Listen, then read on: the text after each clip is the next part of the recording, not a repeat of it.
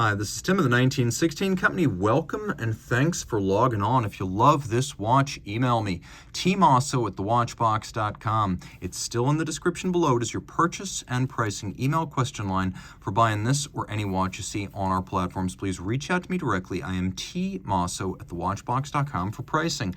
Today we're discussing a watch that launched back in 2012 based on a 2010 concept from Sarpaneva of Helsinki, Finland. This is the Korona KO Ruler of Water, a legendary watch that was part of a series of 3.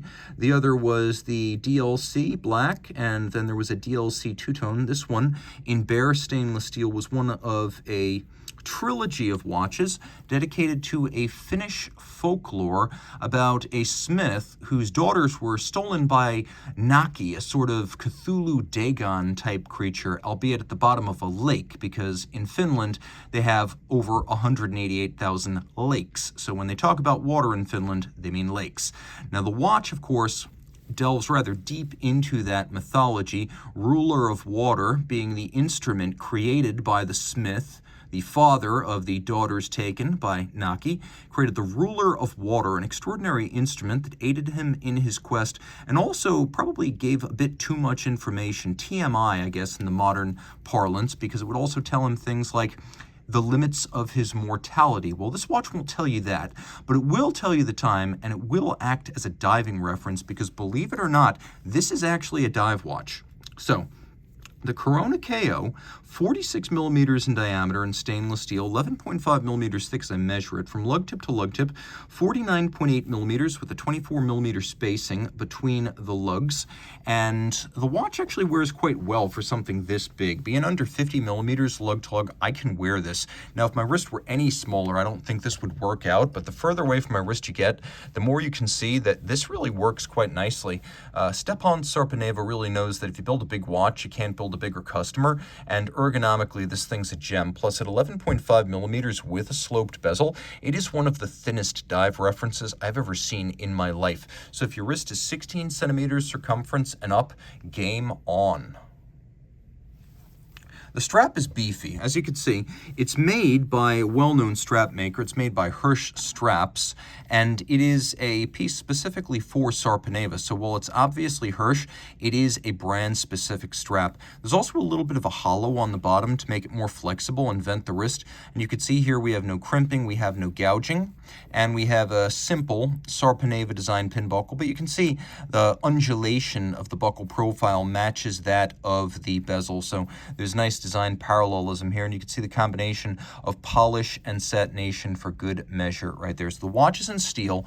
It's beautifully decorated. The lugs have a sort of pincer-like profile, appearing more like claws or horns than lugs. 3 rows of knurling on a crown that can't be mistaken for that of any other brand. It is a screw down. The watch is 300 meters water resistant. Note that the bezel, in addition to being scalloped all the way around, is concave rather than convex.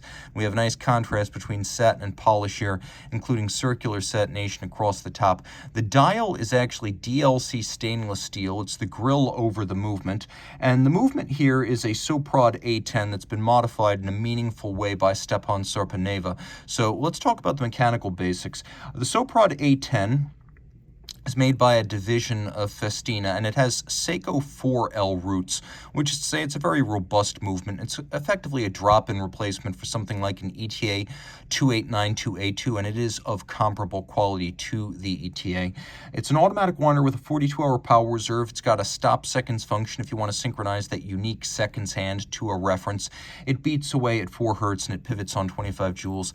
Now, Sarpaneva did something that I've wanted to see for a long time, and yet I could never figure out why no one did it. Probably because it's not as easy as I imagined it would be. But let's get the hacking seconds out of the way. You can see we do have stop seconds. We have something else. Remember I said this is a dive watch? The quick set date function has been re-engineered to act as a unidirectional adjustment mechanism for an internally located and fully loomed diving bezel. So you can see how Sarpaneva has really made it his own, with grills on top of metal in multiple textures, including blackening, satination, media blasting, and the DLC coating on the stainless steel to turn it blue. We have rhodium plating on the hands for a bright shine, and then no shortage of luminescence in the dark, and you can really see that that bezel scoots. This is an incredibly entertaining mechanism. And it's a useful timing reference.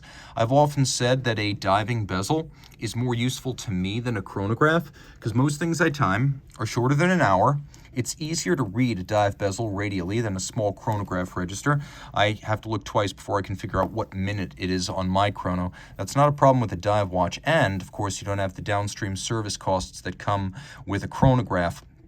Also important to note, this watch made in Helsinki, Finland from Stepan Sarpaneva, created by one of the great watchmaking auteurs of our time, an absolute genius for style and drawing richly on the mythology of his homeland. Sarpaneva has created something fascinating. The ruler of water, again, mythologically, a device that allowed the smith to defeat the wicked Naki, and that was the focal point of the folklore, the smith's quest to rescue his daughters with a device he created, ruler of water, and this is a modern-day ruler of water to rule the waves and everything below. Sarpaneva, low volume, high quality, very cool guy, and responsible for one of the most embarrassing episodes in my career in watches. Albert Edelman of Zeitwinkel introduced me to someone at Dubai Watch Week in 2023 and asked me, "Don't you know who this is?" And I looked at him and he was familiar, but I couldn't place it. And then he pointed to a tattoo on his arm of the Sarpaneva moon phase design, and I was immediately humiliated that I didn't recognize Sarpaneva at 3 foot's distance. Oh well, we live and learn. This watch, emblematic of everything he does so well. Reach out to Team Mosso at thewatchbox.com for purchase and pricing details.